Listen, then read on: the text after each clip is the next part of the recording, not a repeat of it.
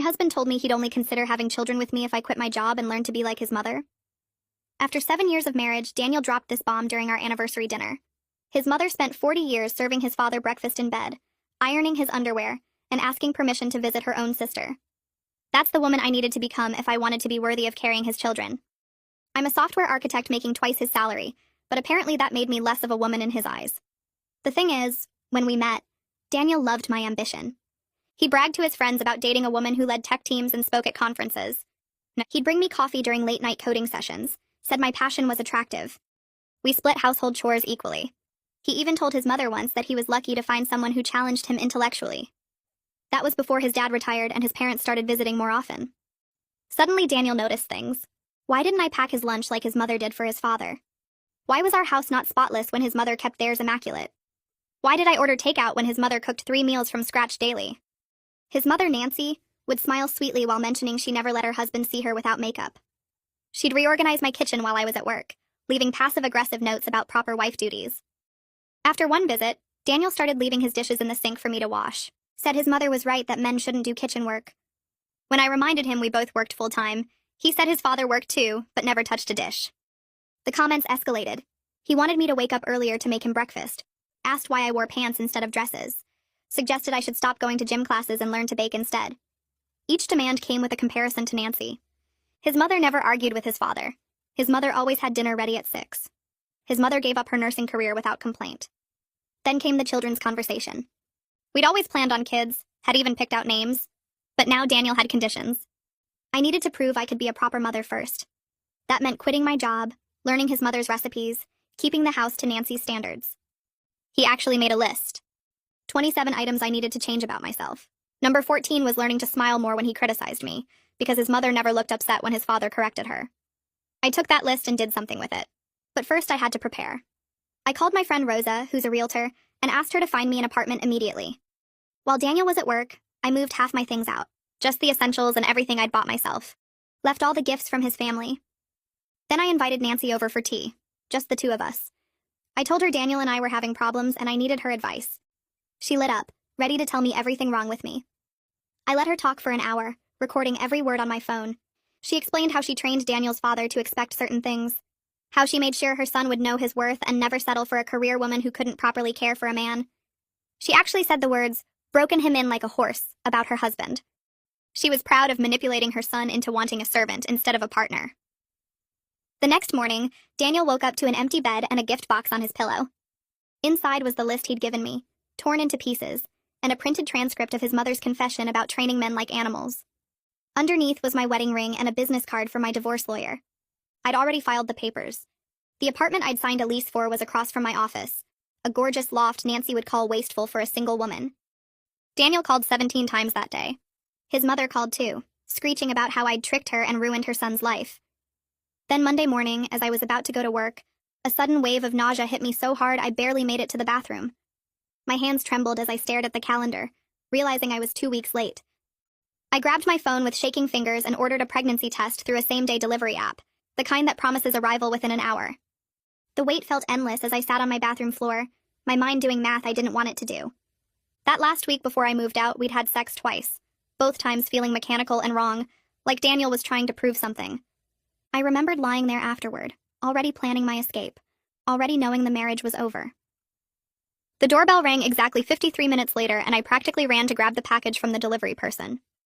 Back in the bathroom, I read the instructions 3 times, even though I already knew how these things worked. The 3 minutes of waiting after peeing on the stick were the longest of my life.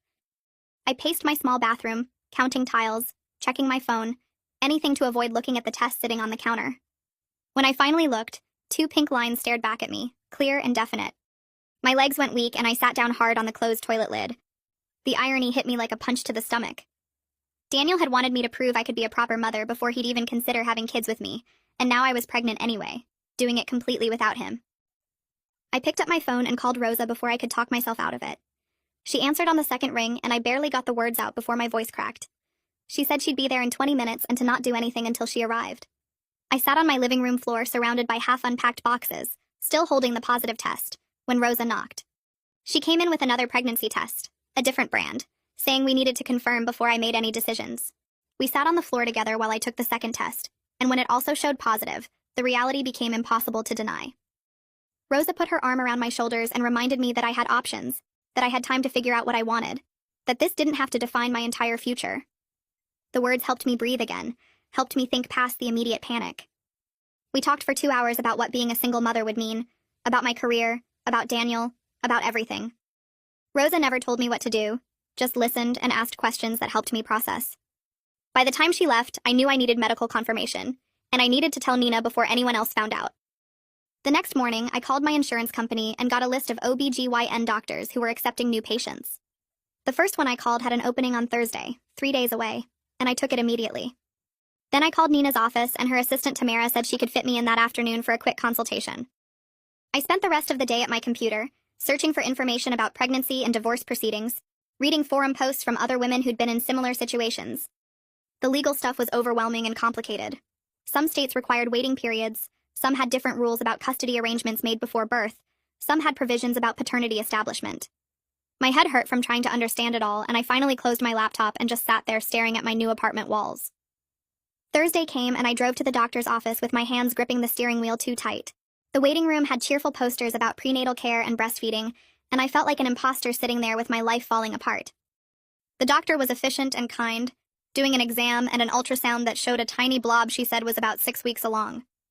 6 weeks meant conception happened during that awful final week before I moved out, when Daniel and I were barely speaking except to fight. The doctor gave me pamphlets about pregnancy options, prenatal vitamins, what to expect in the coming months. My hands shook as I took them, and she must have noticed because she asked if I had support at home.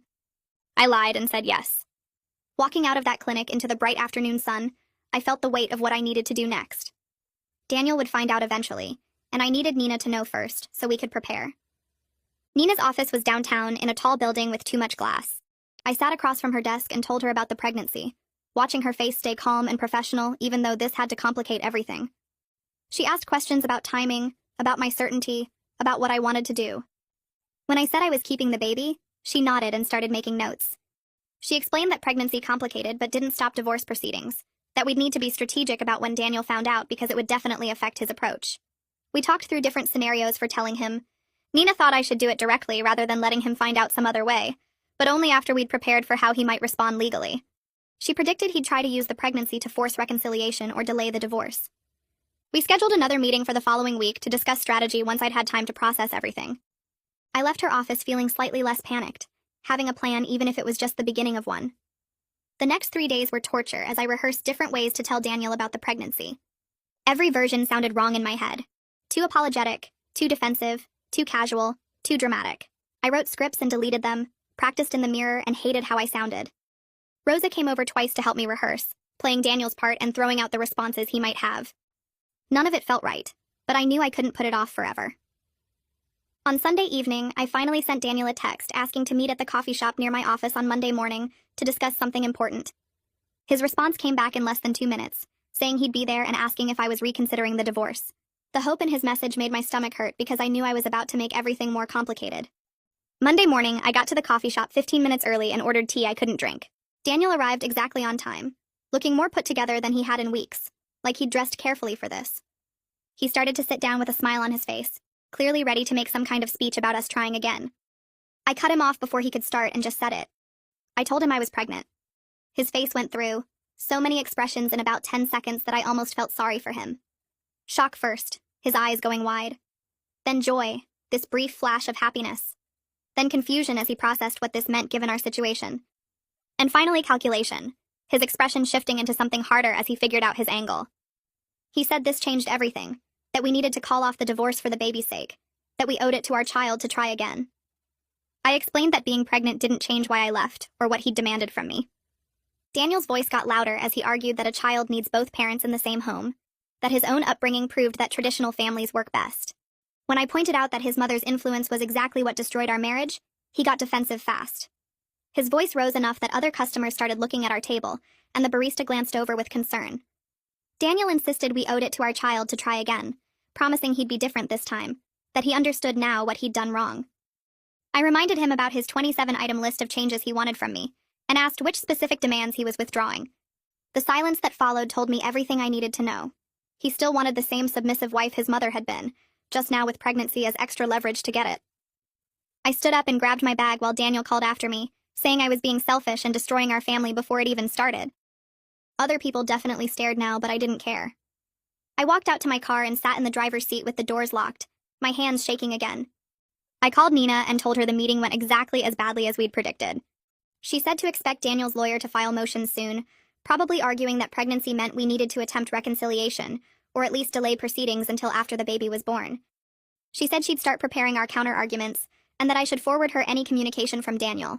I drove back to my apartment feeling exhausted, and it wasn't even noon yet. 2 days later, Nina called while I was trying to work from home between bathroom trips. Daniel's lawyer, Omar, had filed a motion to pause the divorce until after the baby was born, claiming we needed time to attempt reconciliation for the child's sake. Nina said she expected this move and already had our response drafted, pointing out that pregnancy didn't erase my right to leave a marriage where my husband demanded I quit my job and become his servant. We had a court date scheduled 3 weeks out to argue the motion in front of a judge. The legal stuff made my head hurt, but Nina walked me through every step and promised we had a strong case. I hung up and stared at my laptop screen, trying to focus on the code review I was supposed to finish. My project deadline was coming up fast, and morning sickness was making everything 10 times harder. I'd run to the bathroom 4 times already that morning, and it wasn't even lunch yet. At the office the next day, I made it through exactly 1 meeting before I had to bolt for the nearest bathroom. When I came back, my team lead Sienna was waiting by my desk with a concerned look on her face. She asked if I was okay, and I could tell she'd noticed the pattern over the past few days. I made a quick decision right there because I needed support at work, and Sienna had always been fair with me. I asked if we could talk in her office privately, and once the door closed, I told her everything. The pregnancy, the divorce, the whole mess with Daniel and his mother. Sienna listened without interrupting, and when I finished, she immediately started problem solving. She said we could adjust my project load to give me more flexible deadlines, and she'd work with me to schedule important meetings during times when my morning sickness was usually better. Then she suggested I talk to HR about formalizing accommodations, so everything would be documented and protected. I felt grateful for her support, but also anxious about my pregnancy becoming office knowledge while I was going through a divorce. People would have opinions, and I didn't want to deal with judgment on top of everything else. That evening, my phone rang with Nancy's number on the screen. I almost didn't answer, but curiosity won out. Her voice was sticky sweet, saying Daniel had told her about the baby, and she wanted to help us work things out for the grandchild's sake. I told her there was nothing to discuss, that the divorce was moving forward regardless of the pregnancy. Nancy's tone shifted immediately, dropping the fake kindness. She started in on how I was already being a bad mother by choosing my career over family, how I was being selfish and stubborn, how Daniel deserved a wife who would raise his child properly. I let her talk, my finger hovering over the record button on my phone. The second time she called, I was ready. I started recording before I even said hello, and Nancy didn't disappoint. She went on about how working mothers damaged their children, how I was proving I wasn't fit to be a parent, how Daniel's father would never have tolerated this kind of behavior from her. She actually said I was destroying my baby's chance at a proper family because I refused to submit to my husband's reasonable requests. When she paused for breath, I calmly mentioned that I was recording the call just like I'd recorded our tea conversation. Nancy sputtered, called me sneaky and manipulative, then hung up abruptly. I saved the recording and sent it to Nina with a note about harassment. 3 weeks crawled by with work stress and legal prep filling every hour. The court hearing arrived on a cold morning, and I met Nina outside the courthouse at 8.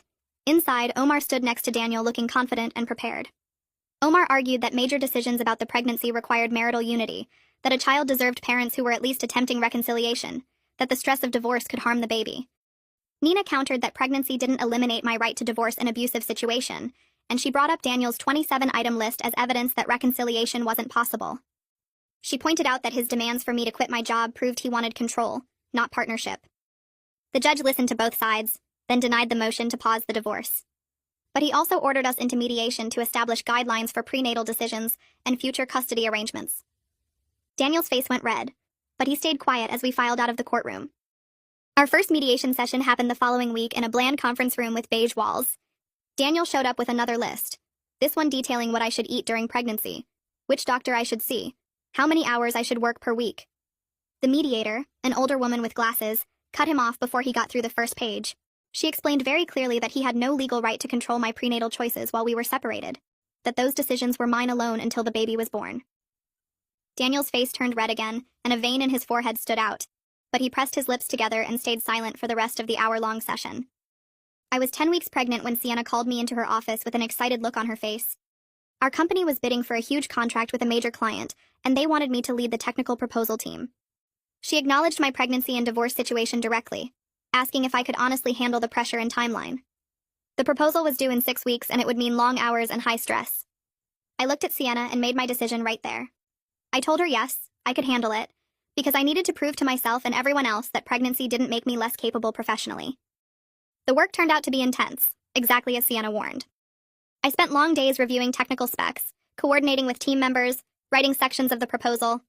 My team was supportive, covering for me when I needed to leave for doctor appointments, or when morning sickness hit hard. They never made me feel guilty about it, just picked up the slack and kept moving forward. The project gave me something concrete to focus on besides divorce stress and Nancy's harassment. Then Daniel started texting me constantly. Pregnancy articles, advice about prenatal vitamins, opinions about birth plans, suggestions for baby names. My phone buzzed every few hours with another message about something I should or shouldn't do. I finally sent him a text setting a clear boundary. All non-emergency communication had to go through our lawyers. His response was to have Nancy start texting me instead, sending her own advice and criticism. I blocked her number without responding, then blocked Daniel's number too when he sent a message saying I was being unreasonable about simple parenting discussions. The 12-week ultrasound appointment arrived on a Tuesday morning, and I sat in the waiting room filling out forms about my medical history. When the technician called my name, I followed her into a dim room with the ultrasound machine already set up. She squeezed cold gel on my stomach and pressed the wand against my skin, moving it around slowly while watching the screen. Then she turned the monitor toward me and pointed at a tiny shape that looked more like a person than I expected. I could see the head and body clearly, even little arms and legs moving slightly. The technician measured different parts and typed notes into her computer, explaining that everything looked normal and healthy. She printed out several pictures and handed them to me, asking if I wanted to know the sex at my next appointment around 16 weeks. I stared at the grainy black and white images in my hands and realized I had no idea if Daniel should be part of these decisions. The baby was real now, not just nausea and a positive test, and I needed to figure out how much to include him in this pregnancy. I scheduled my next appointment and drove straight to Nina's office without calling first. Her assistant said she was between meetings and could see me for 20 minutes. I showed Nina the ultrasound photos and asked what I was legally required to tell Daniel about the pregnancy. She leaned back in her chair and explained that excluding him from all pregnancy information could hurt me later in custody negotiations. Judges like to see parents who tried to cooperate and include each other, even during divorce. I hated the answer but understood the strategy. We agreed I would send him ultrasound photos and basic medical updates through her office, keeping everything factual and brief. Nina would forward the information to Omar, so there was a paper trail of my cooperation. Within 2 hours of Nina sending the first ultrasound photo, Omar responded with a formal letter demanding that Daniel be allowed to attend all prenatal appointments. Nina drafted our response explaining that he had no legal right to be present during medical procedures while we were separated. The back and forth continued for days, with Omar pushing for more access and Nina holding firm on boundaries. 3 days later, Sienna called me into her office with a huge smile on her face. Our company had won the major contract I spent 6 weeks leading the technical proposal for. She told the whole team in our morning meeting, specifically mentioning my technical leadership and strategic planning. Everyone clapped and several coworkers stopped by my desk afterward to congratulate me. That afternoon, Victor from HR called my extension and asked me to come up to his office. He congratulated me on the contract win and said the executive team was considering me for a promotion to senior architect. The timing was complicated with my pregnancy and divorce, but he wanted me to know they valued my work and saw a future for me at the company. I thanked him and walked back to my desk feeling like maybe I could actually handle being a single mother with a demanding career. By 16 weeks, my pregnancy started showing enough that loose shirts didn't hide it anymore. I needed to tell my extended team before people started gossiping. I sent a brief email to the department mentioning my due date in late spring and that I would be planning maternity leave. Most responses were positive and supportive, with people offering congratulations and asking if I needed anything. But I noticed a few colleagues seemed awkward around me afterward, probably because they knew about my divorce. One guy who used to chat with me daily suddenly found reasons to avoid the break room when I was there. A week later, Nina called me sounding angrier than I had ever heard her.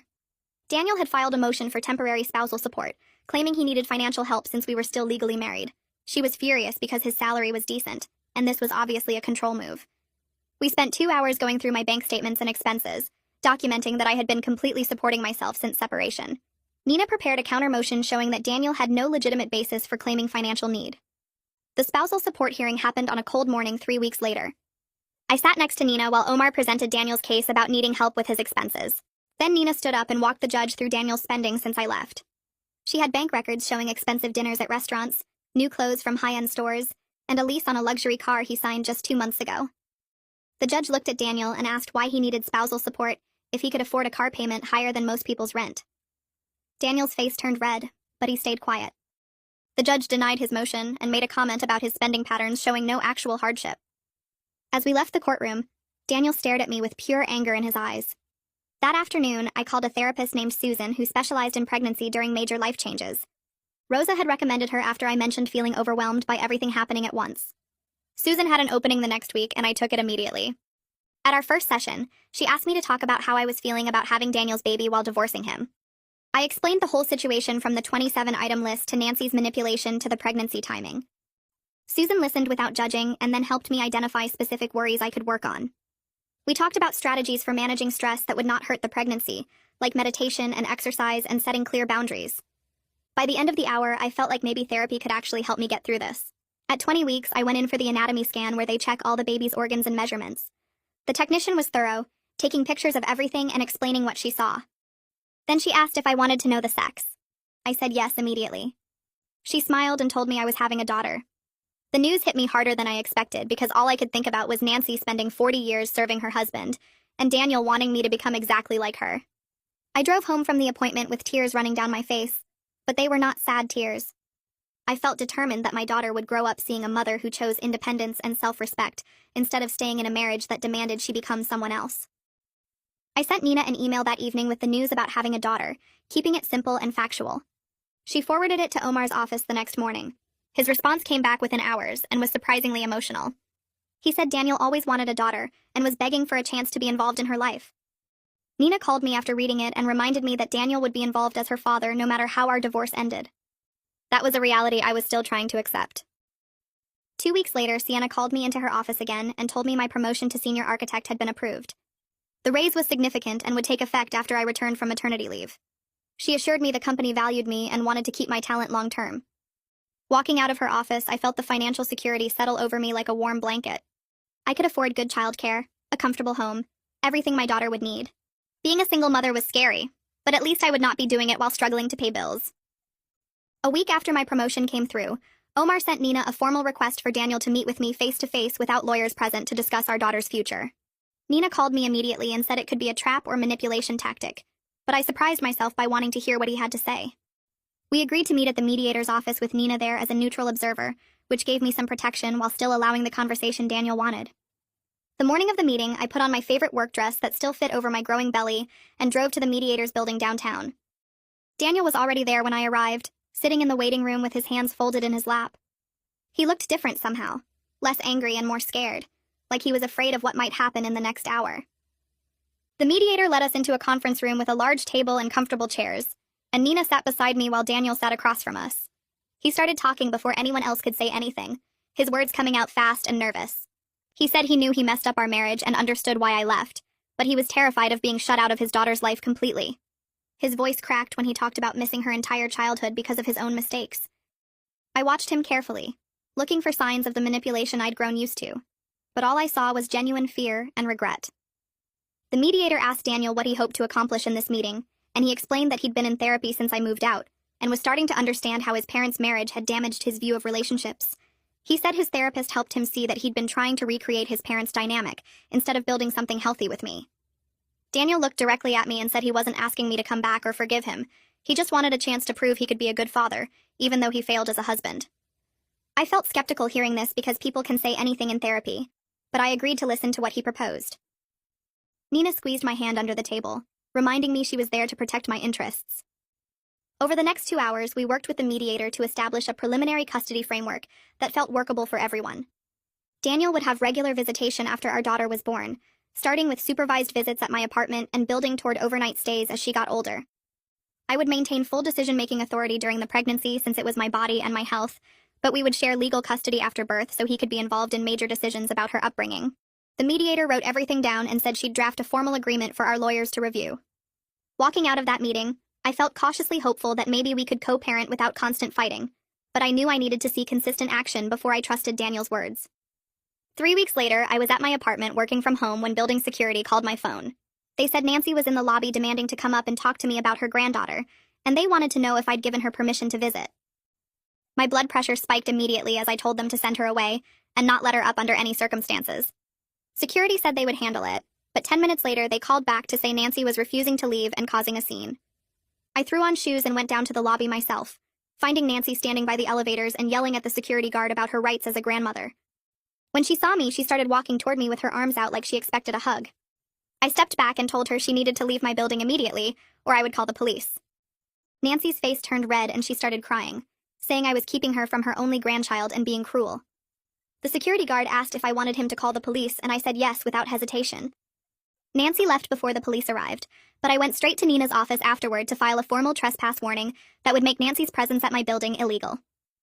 Nina handled the paperwork and said we now had documentation of Nancy's harassment if we needed it for custody proceedings. That evening, Daniel called me and apologized for his mother's behavior before I could even bring it up. He said he told Nancy she needed to respect boundaries, or she wouldn't have any access to the baby after birth, and that he supported the trespass warning I filed. I was genuinely surprised to hear him stand up to his mother like that, but I told him I needed to see consistent follow-through before I trusted this change. Nina made notes about Daniel's statement during our next meeting, documenting his willingness to enforce boundaries with Nancy in case her harassment continued. 2 weeks later, at my routine prenatal appointment, the nurse took my blood pressure 3 times because it kept coming back high. The doctor came in looking concerned and asked about my stress levels, and I ended up telling her about the divorce, Nancy's harassment, and the custody negotiations.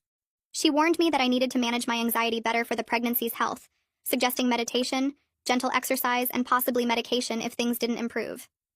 I left that appointment feeling scared about harming my daughter with stress, so I called Susan and asked to increase our therapy sessions to twice a week.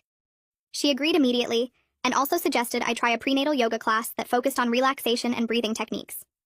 The yoga studio was near my apartment, and I signed up for the beginner class that met 3 times a week. The first session was awkward because I didn't know anyone and felt self-conscious about my growing belly, but the instructor was kind and helped me modify poses that were uncomfortable. After class, one of the other women introduced herself as Tamara and asked how far along I was. We started talking about pregnancy and work-life balance, and she mentioned she worked as a paralegal at a family law firm. Something about her name seemed familiar, and when I asked which firm, she said Nina's office. We both laughed at the coincidence, and Tamara said she'd been working on my divorce paperwork, but couldn't talk about it professionally. Over the next few weeks, we became friendly outside the legal context, meeting for coffee after yoga and texting about pregnancy symptoms. Tamara shared her own experience with divorce and co-parenting her 5-year-old son, which helped me feel less alone in my situation.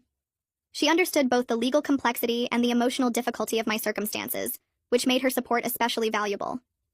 Meanwhile, the divorce proceedings moved toward resolution, as Nina and Omar negotiated the final settlement terms. Daniel agreed to a clean split of assets with no spousal support, and we formalized the custody arrangement we'd developed in mediation.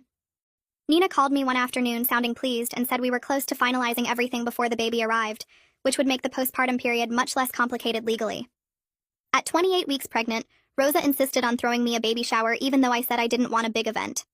She promised to keep it small and meaningful, just close friends who genuinely cared about me and my daughter. The shower happened at Rosa's house on a Saturday afternoon with Rosa, Sienna, Susan, Tamara, and 3 coworkers from my team. No one from Daniel's family was invited, which felt both liberating and sad because I'd imagined sharing this moment with in-laws when we were still married. We played simple games, ate cake, and opened gifts while everyone shared parenting advice and funny stories. Walking out with a car full of baby supplies and genuine well wishes from people who supported me, I felt hopeful for the first time in months about my future as a mother. 2 weeks later, Daniel sent me a text asking if he could attend a prenatal class with me to prepare for being present during visits with our daughter. I discussed it with Nina first, and she said it could demonstrate his commitment to being an involved father, which might help with custody arrangements. I agreed to one class about newborn care, making it clear we were keeping this focused on practical parenting skills and nothing personal. The class met on a Wednesday evening at the hospital where I planned to deliver, and Daniel arrived early with a notebook and pen. He was attentive throughout the 2-hour session, asking good questions about diaper changes, feeding schedules, and safe sleep practices. Watching him practice swaddling a doll with genuine concentration, I saw glimpses of the man I married before his parents' influence warped him into someone I didn't recognize. After class, we walked to our cars together, and Daniel thanked me for letting him participate, saying it meant everything to feel included in preparing for our daughter's arrival. I told him this didn't change anything about our divorce, but I appreciated his effort to be a good father, and he nodded like he understood the boundaries I was setting. 2 weeks later, Nina called me at work to say the divorce papers were ready for final signatures. I drove to her office that afternoon, my belly pressing against the steering wheel at 32 weeks pregnant. The conference room felt cold and official as I signed my name on each page, watching my marriage legally dissolve into a stack of documents. Nina pushed the papers across the table and told me I'd protected both my autonomy and my daughter's future by refusing to accept Daniel's demands. I nodded but felt an odd mix of relief and sadness, like closing a book I'd once loved, but that had turned into something I didn't recognize. Walking back to my car, I placed my hand on my belly and whispered that she'd never see her mother diminish herself for anyone's approval. That night, my phone buzzed with a text from Daniel that made me sit up straighter on my couch. He wrote that his therapist helped him understand how unfair and damaging his expectations had been, that he wanted our daughter to see both parents as equals instead of copying his parents' toxic dynamic. The message felt genuine in a way his previous apologies hadn't, but I knew only consistent actions over months and years would prove whether he truly meant it. I saved the text and sent back a simple response saying I appreciated his honesty and hoped he'd follow through for our daughter's sake. 3 days later, a thick cream envelope arrived in my mailbox with Nancy's return address written in her perfect cursive. I almost threw it away without opening it, but curiosity won, and I tore the seal. The letter inside apologized for her behavior and begged to be part of her granddaughter's life, promising she'd changed and understood her mistakes. Reading between the formal words, the apology felt performative rather than genuine, like she'd written what she thought I wanted to hear without actually meaning it. I called Nina and read her the letter over the phone, and we agreed that Nancy could have supervised visits only after the baby arrived, with clear boundaries about respecting my parenting choices. I filed the letter away and decided not to respond, letting my silence communicate that access to my daughter was a privilege she'd need to earn through consistent, respectful behavior. The weeks crawled by as my due date approached, my body growing heavier and more uncomfortable while I tied up loose ends at work and prepared my apartment for a newborn. At 38 weeks, I woke up at 3 in the morning with contractions that felt different from the practice ones I'd been having. I timed them for an hour, watching the intervals get closer together, before I called Rosa and told her it was happening. She arrived at my apartment within 20 minutes, helping me grab my hospital bag and timing contractions in the car while I focused on breathing through each wave. At the hospital entrance, I texted Daniel that I'd been admitted, per our agreement that he'd be notified when labor started. The labor and delivery nurse got me settled in a room and checked my progress while Rosa held my hand and reminded me to breathe. Daniel showed up an hour later carrying a bouquet of pink roses, his face showing genuine concern mixed with nervousness. I told him through the doorway that Rosa was my birth support person, and he needed to stay in the waiting room, which he accepted without argument. The next 12 hours blurred together into a cycle of contractions, breathing techniques, and Rosa's steady presence keeping me focused. When the doctor finally said it was time to push, Rosa gripped my hand and told me I was the strongest person she knew. My daughter arrived at 6:30 in the evening, healthy and screaming, with a full head of dark hair like mine. The nurse placed her on my chest and I stared at her tiny, perfect face, feeling a love so fierce it nearly stopped my breathing. I named her Maya after my grandmother who'd been fiercely independent her whole life, never letting anyone tell her what she could or couldn't do. When I felt ready an hour later, I allowed Daniel to come in briefly to meet his daughter. He approached the bed slowly, his eyes red like he'd been crying in the waiting room. I passed Maya carefully into his arms and watched his face transform as he looked down at her, genuine love and fear mixing in his expression. He whispered that he was scared of messing up, but promised to be the father she deserved, and for the first time since our separation, I believed he was capable of change. The first week home with Maya was exhausting and wonderful in ways I hadn't imagined. Rosa stayed in my guest room for 3 days, helping with diaper changes and holding Maya so I could shower and sleep. Sienna organized meal deliveries from my work team, so I didn't have to worry about cooking while learning to breastfeed and function on 2-hour sleep cycles. Daniel texted every day asking about Maya and sending encouraging messages, but he respected my need for recovery time before starting visits. I sent him photos of Maya sleeping and told him we'd schedule his first visit once I felt more settled. At 2 weeks postpartum, Daniel came to my apartment for his first supervised visit with Maya. He arrived exactly on time, carrying a gift bag with a stuffed elephant, and looking nervous enough that his hands shook when I passed Maya to him. I sat on the couch watching as he held her awkwardly at first, then gradually relaxed as she settled against his chest. He talked to her softly about how much he loved her, and how he'd work every day to be a good father. The visit lasted an hour and went well enough that we scheduled regular visits twice a week, building toward him taking her to his place once she was older and I felt comfortable. A week later, an enormous box arrived at my apartment filled with expensive baby clothes, toys, and a designer diaper bag. Nancy's card tucked inside offered another apology and asked when she could meet her granddaughter. I texted Daniel about the gifts and my decision to maintain the boundary that his mother couldn't visit until I was ready. His response surprised me by saying he'd already told Nancy she needed to earn trust back through consistent, respectful behavior, and he supported my timeline completely. This was the first time I'd seen him truly prioritize boundaries with his parents over their demands. The weeks blurred together in a cycle of feeding, changing, sleeping when Maya slept, and slowly healing from childbirth. At 12 weeks postpartum, I returned to work with a mix of anxiety and relief at using my brain for something besides baby care. My company had arranged flexible remote options so I could work from home 3 days a week, and they'd set up a private lactation room for the days I came into the office. The senior architect role challenged me in good ways, giving me problems to solve that had nothing to do with sleep schedules or diaper rashes. Maya thrived with the nanny I'd hired, a kind woman with excellent references who sent me photos throughout the day. I felt confident balancing career and motherhood on my own terms, proving to myself that I didn't have to choose between the two. Daniel had progressed to unsupervised visits by then, taking Maya to his apartment every Saturday for 4 hours. He'd set up a proper nursery with a crib, changing table, and all the baby equipment he needed.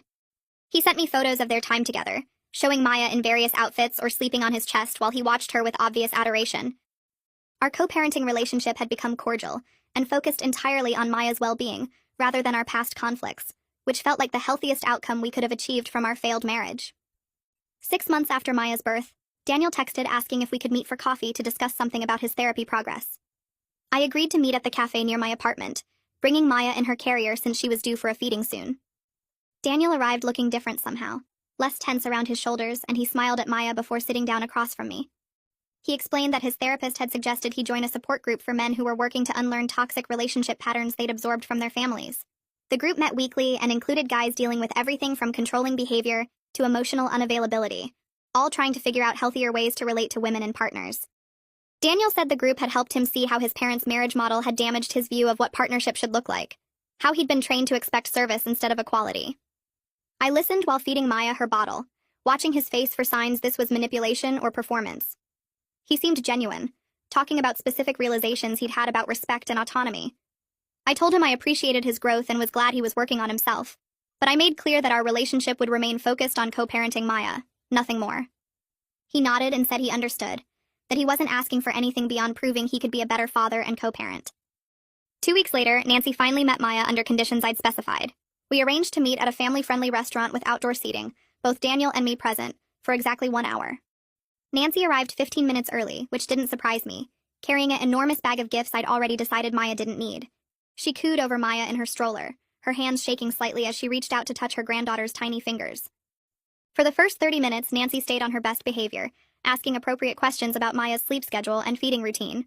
Then she started making comments about how I should be dressing Maya in more pink, how babies needed to be held more than I was probably holding her while working, how formula would never be as good as extended breastfeeding. I shut each comment down immediately, keeping my voice calm but firm. Daniel surprised me by backing me up, telling his mother that I made all the parenting decisions, and she needed to respect that without commentary. Nancy's mouth tightened into a thin line, but she didn't argue back. The visit ended exactly at the 1 hour mark, and I packed Maya up while Nancy promised she'd follow whatever rules I set. I didn't fully believe her, but Daniel's support had been real, which mattered more. Maya's first birthday party took over my apartment's community room, decorated with simple rainbow streamers and a smash cake I'd ordered from the bakery down the street. I'd scheduled 2 separate shifts to avoid conflict between families. My side came first, Rosa and Sienna bringing gifts and helping set up the food table while Maya crawled around exploring everything. Daniel arrived exactly on time for the second shift with his parents, and I watched Nancy's face carefully as she took in the decorations and the casual setup that was nothing like the elaborate parties she'd probably thrown for Daniel.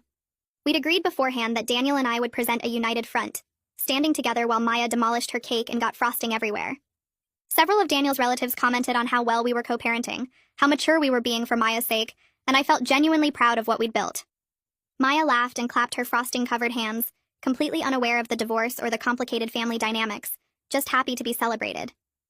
Daniel helped clean up after his family left, and we worked together efficiently, the same way we used to tackle household projects before everything fell apart. He left with a container of leftover cake and a photo of Maya covered in frosting that I'd texted to his phone.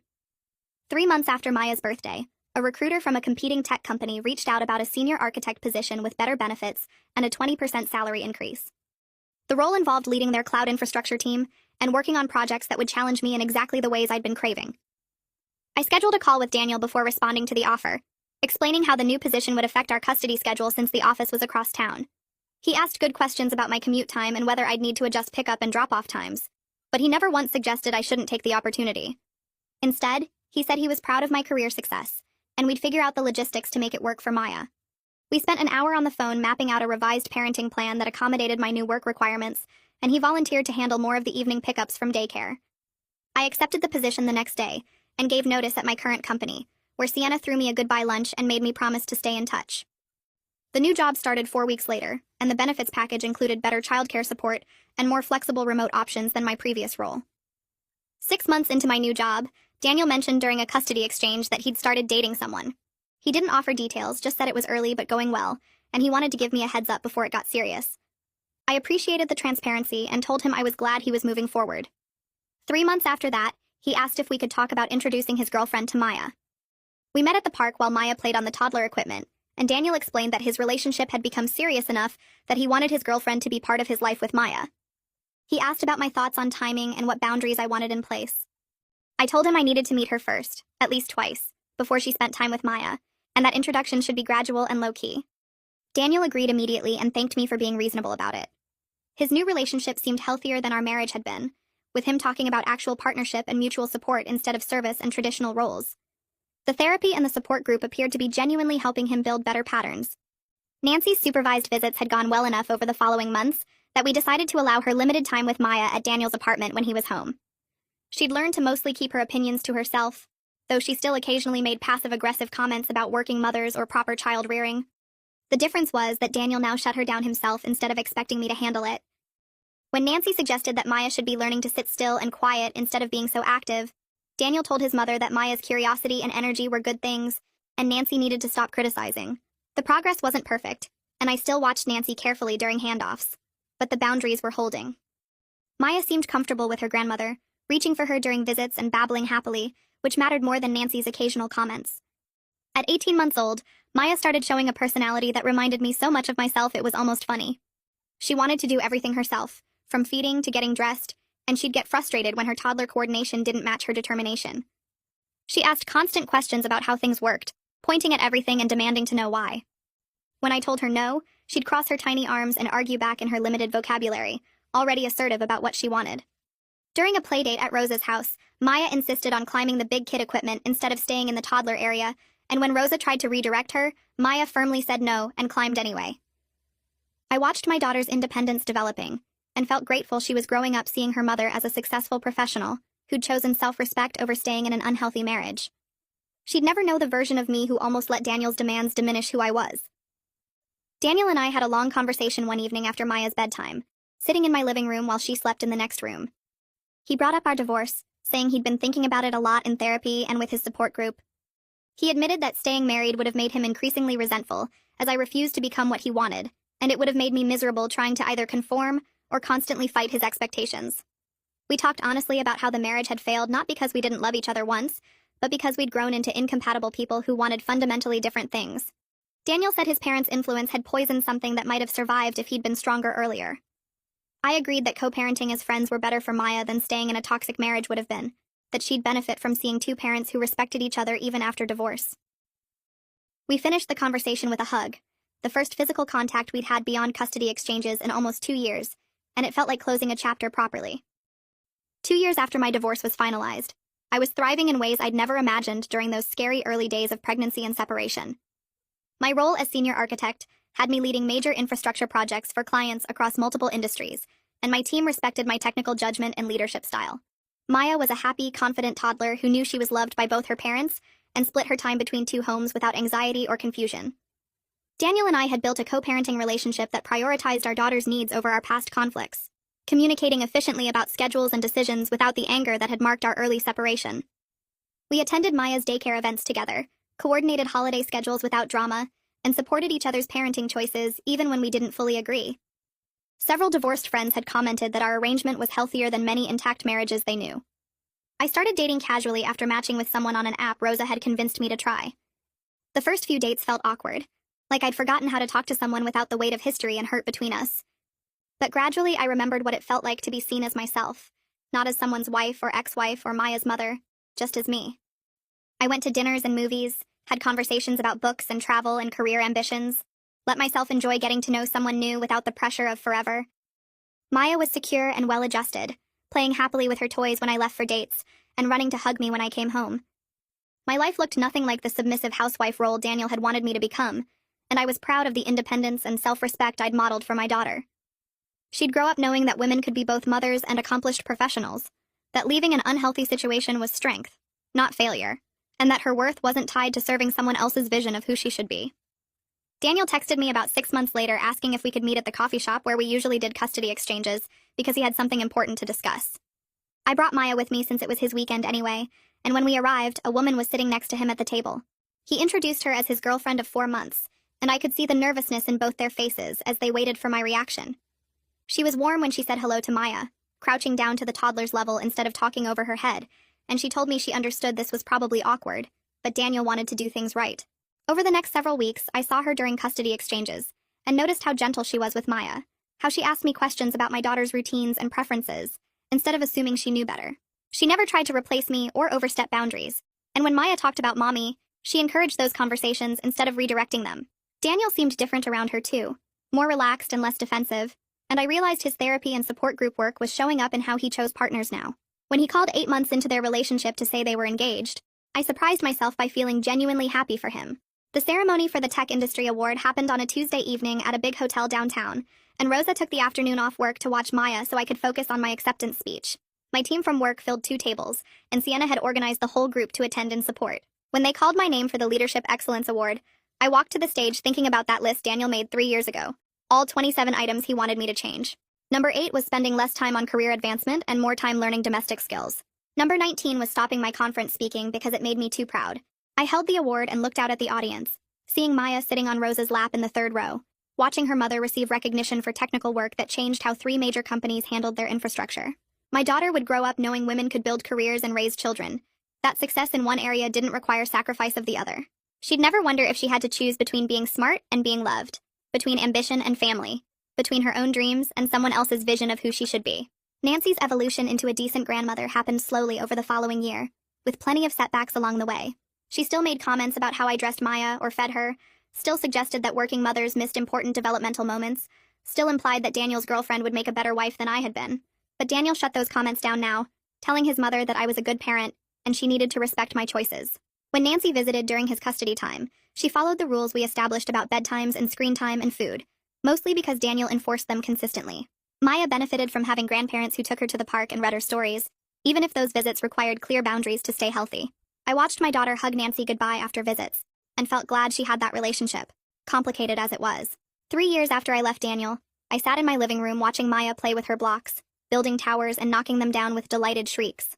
My home was exactly what I wanted, decorated with my choices and filled with my things, a space that reflected who I actually was instead of who someone thought I should become. Work was going well with several major projects under my leadership, and a team that respected my technical judgment. Maya was thriving, confident and curious, and loved by both her parents, splitting time between 2 homes without anxiety. Daniel and I had built a co-parenting relationship that worked, communicating about schedules and decisions without the anger that marked our early separation, supporting each other's parenting even when we disagreed about details. His fiancé was kind to our daughter, and I was dating someone who respected my career and independence. The life I built looked nothing like what Daniel demanded 3 years ago, when he handed me that list of ways to diminish myself. I chose independence and self-respect over a marriage that required me to become smaller, quieter, less ambitious, less myself. That choice gave my daughter a mother who showed her that women don't have to sacrifice their identity to be worthy of love. And family, that leaving an unhealthy situation is strength rather than failure, that building a life on your own terms is possible even when it's hard.